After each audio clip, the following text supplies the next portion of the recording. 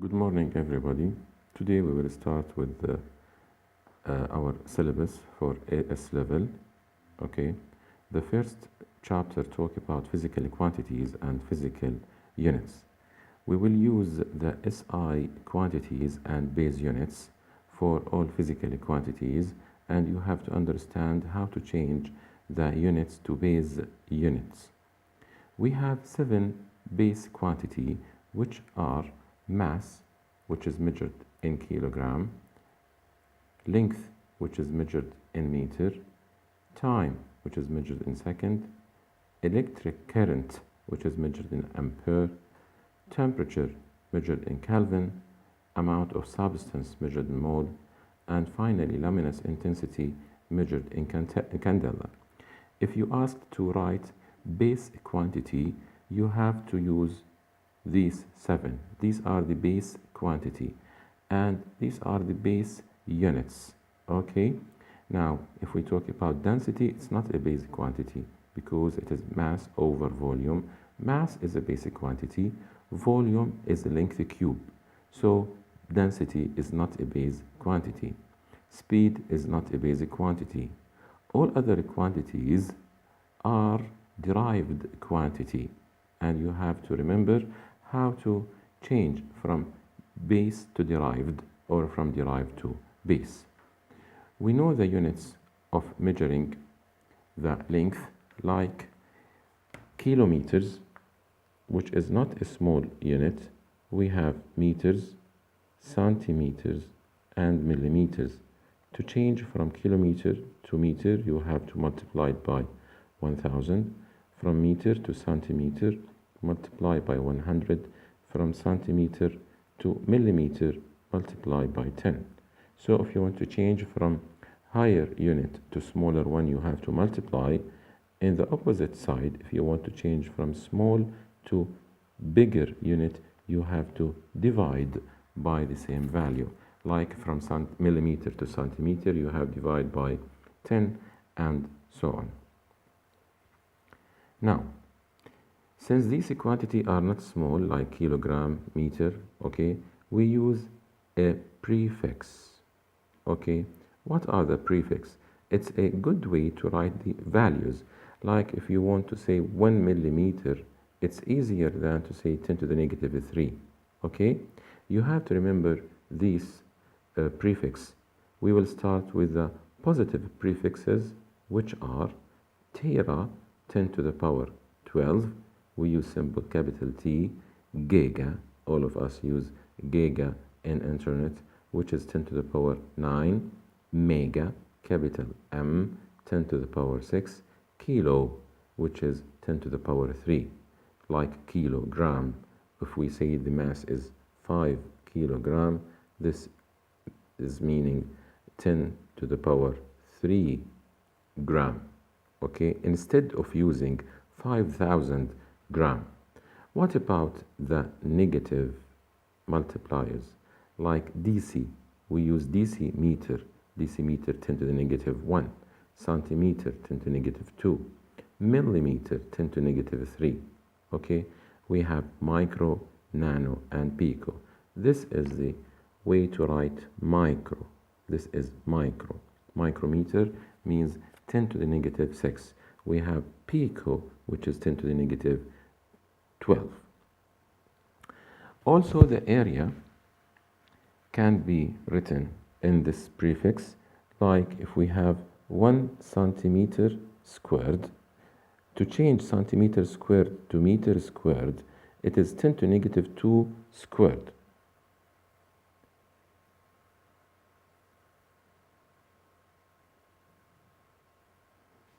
If we have 5 centimeter, it's equal to 5 multiplied by 10 to the negative 2 meter, okay? Now, if we have 5 centimeter squared, it is 5 multiplied by 10 to negative 2 squared meter squared. Then 5 centimeter squared equal 5 multiplied by 10 to the negative 4 meter squared. If we have 5 millimeter cube. It's equal to 5 multiplied by 10 to negative 3. From millimeter to meter, it is negative 3. Okay, but from millimeter cube to meter cube, you have take 10 to the negative 3 to the power 3.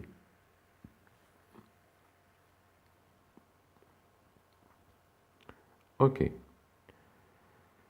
what are the derived units? The derived units like velocity, as I mentioned before. Velocity is distance over time if it is a constant, and its unit is meter per second, which will be written in this form, meter per second. If you take second to the upper part, the positive change to negative. So the velocity is derived quantity, but the distance, which is length, and time are a basic quantity. Acceleration is a derived quantity because acceleration, it is change in velocity per unit time. Force, it is a derived quantity. Force is measured in a Newton, which is mass multiplied by acceleration, which is kilogram meters per second squared. So this is the base unit of the force, okay? Now this is a derived unit. You have to understand how to change a Newton to this form. Energy is measured in joules. Let's try make joule, change it from joule to basic unit. Energy, it's measured in joule. Energy like potential energy, which is mass, gravity, height. Mass measured in kilogram. Acceleration of a free fall, meters per second squared. Height measured in meter. So the base unit of the energy is kilogram meter squared S minus 2. Okay, what about the power? Power equals energy over time, which is measured in watts. Watt is not a basic quantity. Energy measured in kilogram meter squared S minus 2, divide by time, which is measured in second. Take second to the upper side, so we have kilogram meter squared S minus 3.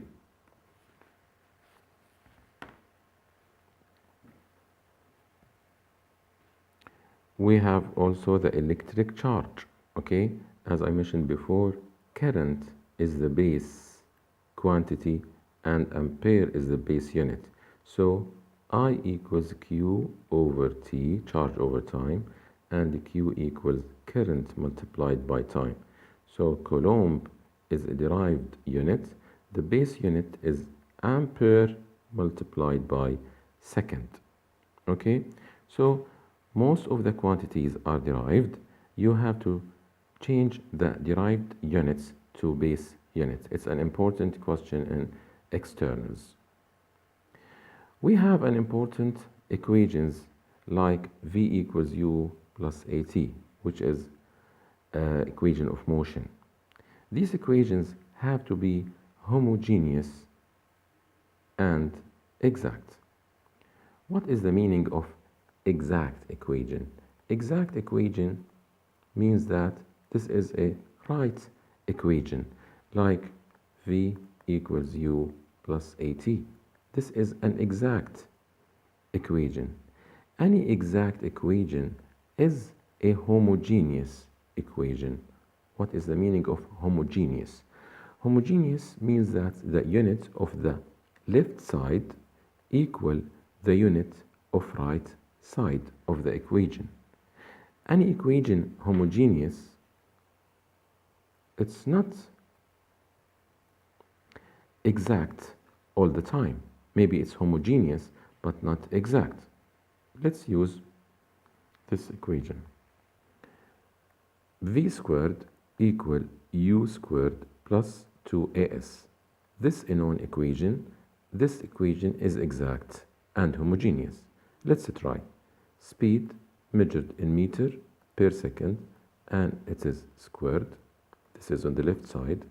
On the right side, we have meter per second squared plus 2 is unitless because it's a number, acceleration meters per second squared, and this is the displacement measured in meter. So in the left hand side we have meter squared s minus 2 because squared for both of these values. On the right hand side we have meter squared s minus 2 plus meter multiplied by meter, it's meter squared second minus 2. So the left hand side measured by meter squared second squared, and the right hand side measured by meter squared second to the negative 2. This is an homogeneous equation because the units on the left equal the units on the right, and exact equation because it is a right equation. What happens if I put here 3 instead of 2? So this is still a homogeneous equation because the units are the same, but it's not exact equation. So all exact equations are homogeneous, but not all homogeneous equations are exact.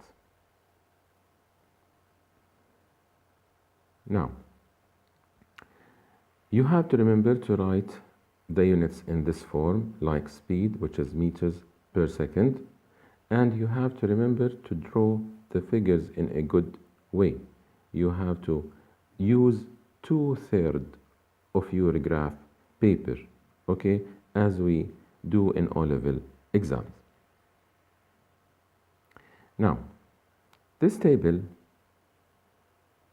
gives some information about the distance from Earth to edge of observable universe.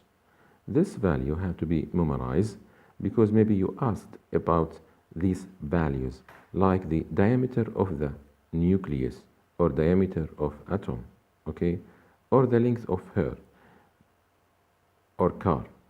Sometimes he asked you about values from your life, so you have to remember or can measure some values in your life. Now, we have scalars and vectors. What is the difference between scalars quantity and vector quantity?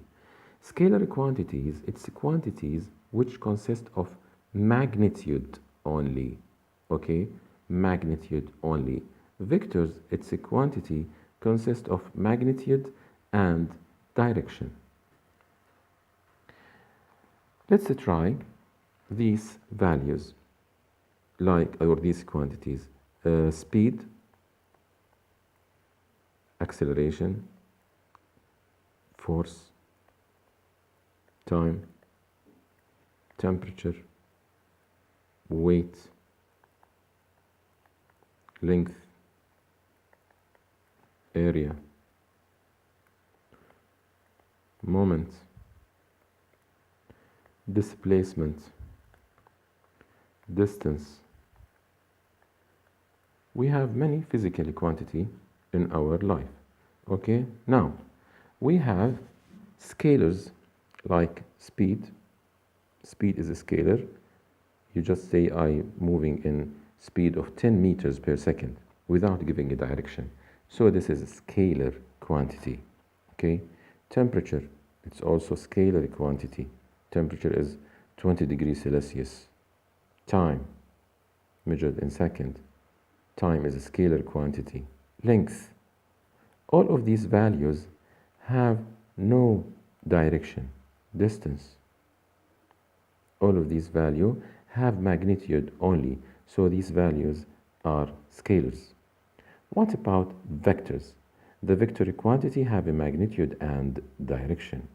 Start by weight. Your weight acting towards the center of the earth, so there is a direction. What about acceleration?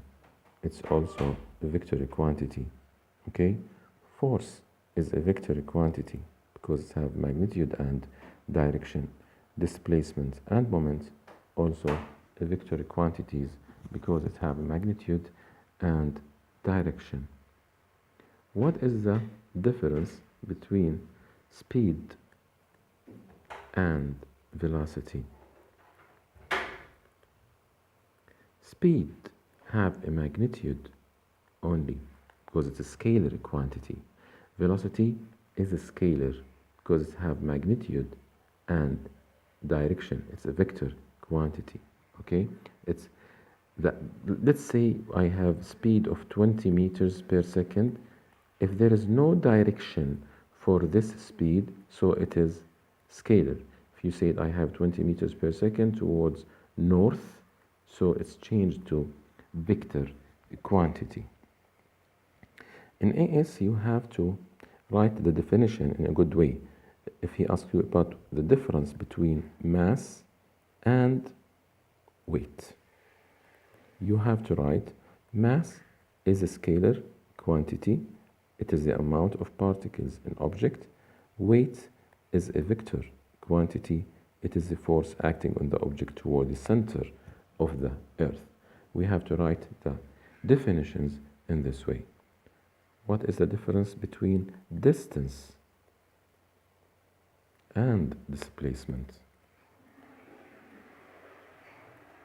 Distance, it is the real path you pass from point A to point B. Displacement, it is the shortest distance between the 2 points. This is the displacement. Okay. Displacement is smaller than or equal the distance. Why? Because if you move from A to B in a straight line, so the distance equal the displacement. But if you move from A to B through this path, so this is the distance, but the displacement is less than the distance.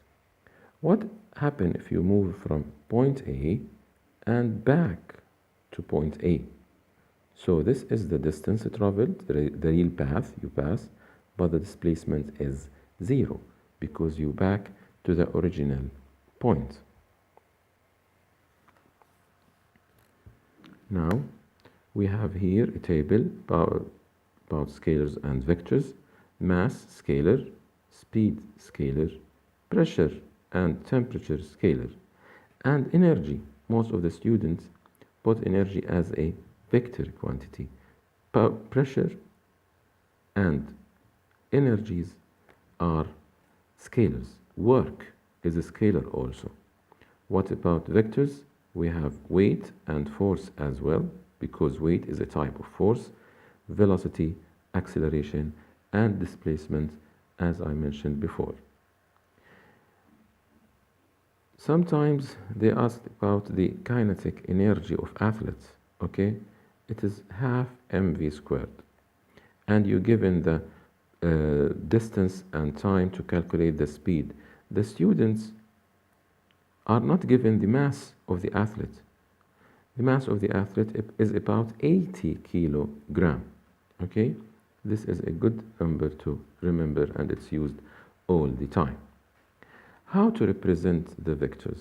We use this arrow, okay, to talk about the vectors, to draw the vectors, okay? We have a tail and a head, okay?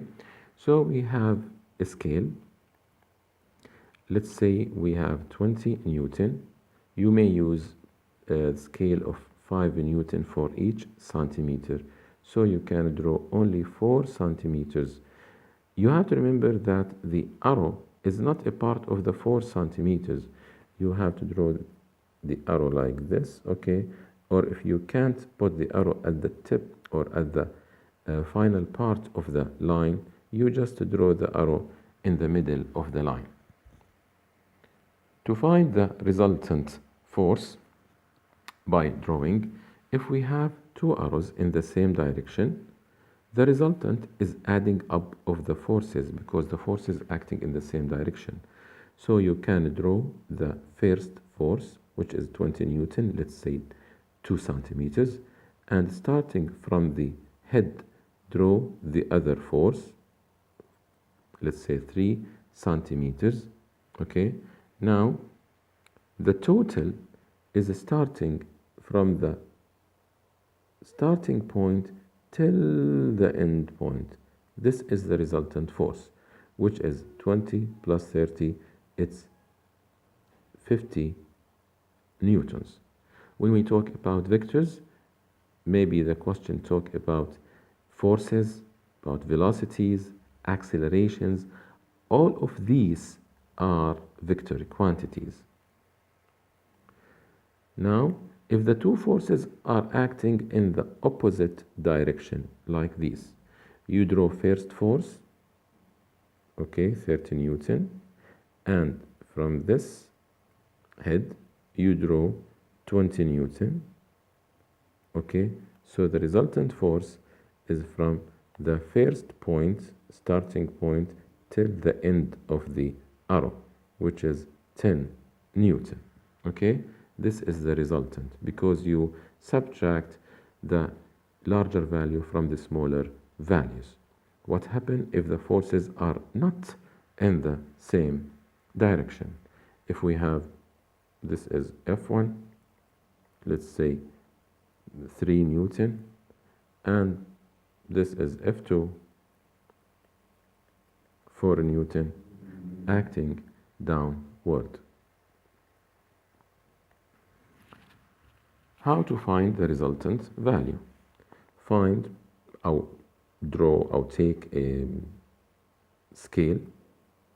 Use your scale 1 Newton for each centimeter, and starting from a definite point, draw F1 about 3 centimeter. Okay.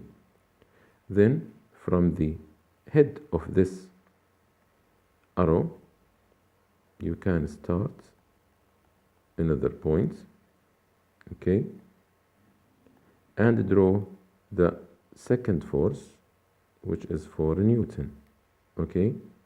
So you put the tail of second force on the head of the first force. Now the resultant force pointing from the first tail to the final head. So this is the resultant force. Here 3 Newton, and here we have 4 Newton. The resultant is 5 Newton. You can find it using your ruler and back to your scale. So this value is about 5 centimeter multiplied by 1 Newton, since each centimeter is just 1 Newton, so we have 5 Newton. Okay, and you can find the direction of the force using the protractor. Okay, so this angle, let's say 37 degree down the x-axis. You can start by drawing F2 before F1. Okay, you can draw F2 first, then F1, and this is the resultant force.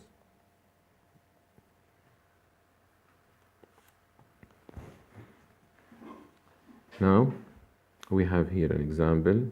We have a ship traveling due north with speed. I think all of us can know the directions: east, west, north, south. This is the north and south. This is the west and the east. Okay, news. This is the sample. Okay, north, south, east, west.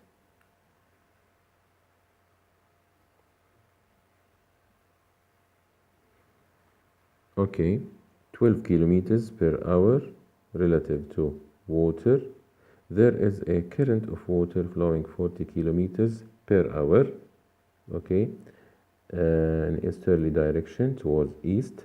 Determine the velocity using scale drawing and using calculation. By scale drawing, you have to use a good scale depending on the paper used to draw the values. Let's say each kilometer per hour is 1 centimeter, so you will draw 4 centimeters here, and here we have 12 kilometers per hour. We start from here and draw 12 kilometers per hour. you can draw the 4 kilometers first and then draw the 12. In both ways, you will have the same answer. This is the resultant value. Measure this value using your ruler, and you use your scale and you back to the value. And this is the direction using a protractor. Or you can use calculation, since the angle here is 90. So you know that if you have, this is force 1, let's say 3 Newton. This is the second force, which is 4 Newton. The resultant force is 3 squared plus 4 squared under the square root, which is 5 Newton. What about the direction? I can find the direction by calculation without using the protractor, by using the tan theta. It is the opposite over adjacent, okay, which is 4 over 3. Using your calculator, take tan inverse of 4 over 3 so you can find the value. You have to remember that the calculator must to be on degree mode, okay? You have to read on your calculator simple D, okay?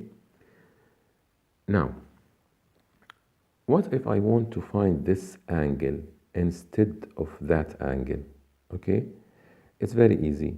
You can find this angle and take 90 minus theta, which is alpha, or you can take tan inverse of 3 over 4.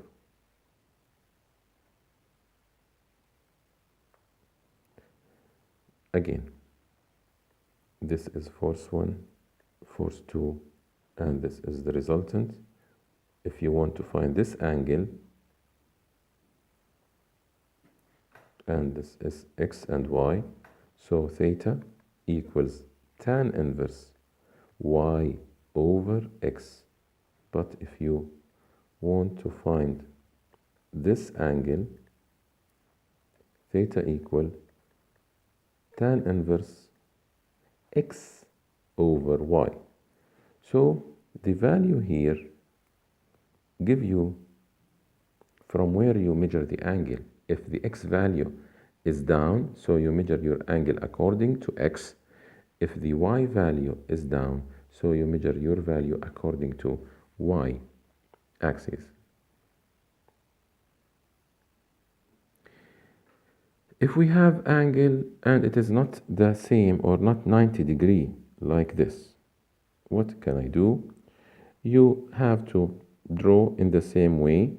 Let's say this is the object and we have these forces and the angle, let's say 30. You have to draw force number 1, okay, and start from here drawing the next force or the other force. Now this angle is known, so this angle equal to this angle, so you just draw F2 by knowing this angle, and this angle is equal to this angle, and you just draw the resultant from first point to last point. This is the triangular method or closed triangle, okay? Maybe you have many forces. If you have 3 or 4 forces, let's say like this, you have this object and this is F1 and F2 and F3. You can draw the first force as it is and the second force, and this is the third force. Where is the resultant of these forces? You can draw the force from the first tail to the last head. This is the resultant force. Okay? Now, what if all the forces, when you draw these forces together, you have a closed shape? You draw force 1, then force 2, then force 3. When you draw the three forces, you find that the last row back to the first tail.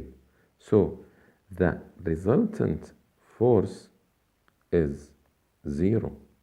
So when you have closed shape, the resultant force is 0.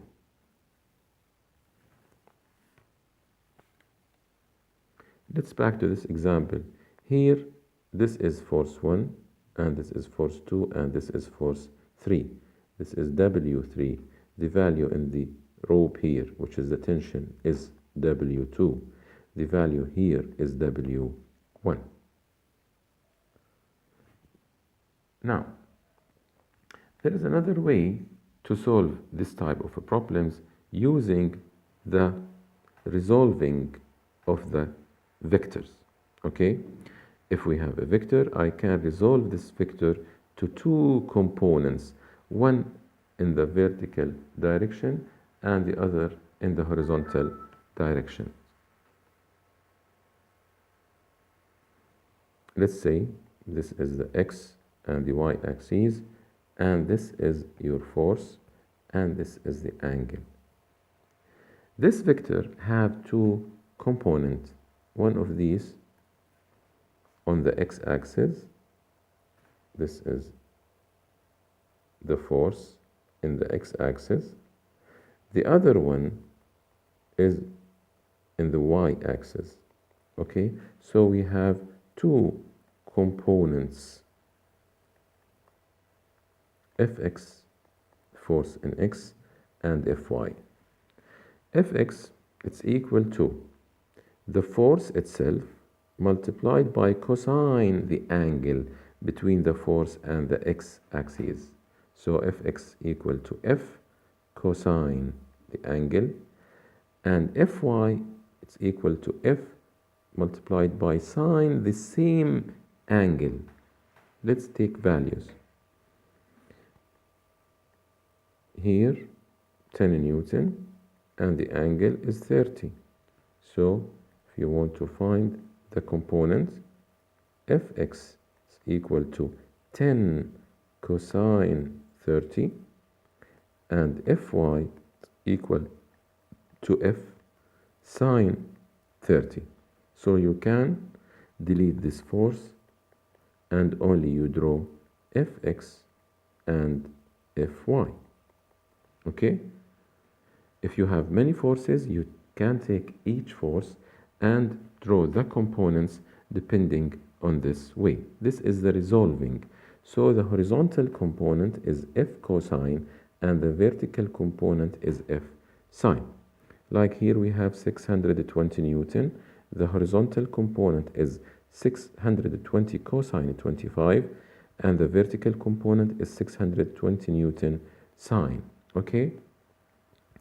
Now, you can use another way like this. If you have here the force 10 Newton and the angle 20 degree. Okay?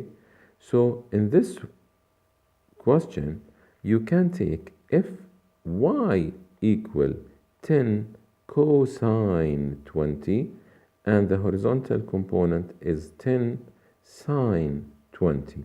Why? Because the angle measured from the y-axis. Okay?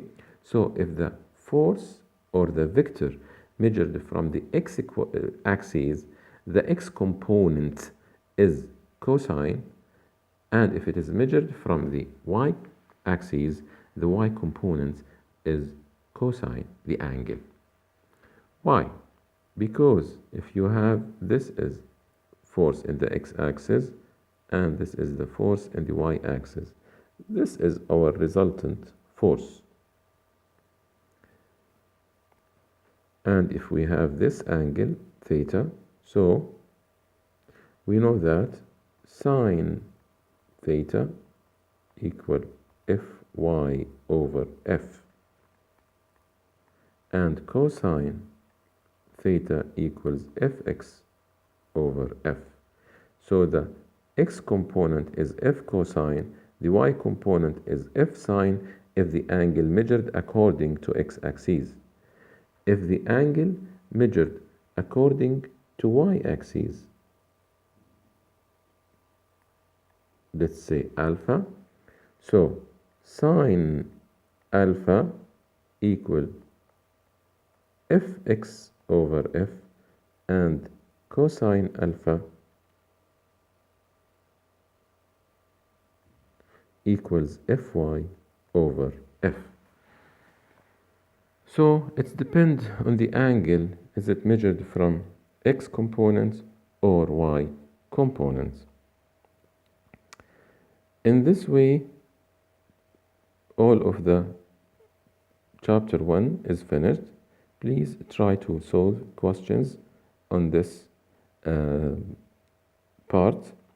You have to remember the sine rule, which is measured or used in math. If we have a triangle like this, let's say this A, B, and C, and this angle is alpha, this angle beta, and this angle is gamma. Depending on the sine rule, we know that A divided by sine gamma, it's equal to the ratio of B over sine beta, and it's equal to C over sine alpha. So you take the vector divided by the angle opposing it. This is the sine rule. We have also the cosine rule. It is known from math, which is, we have here A, B, and C.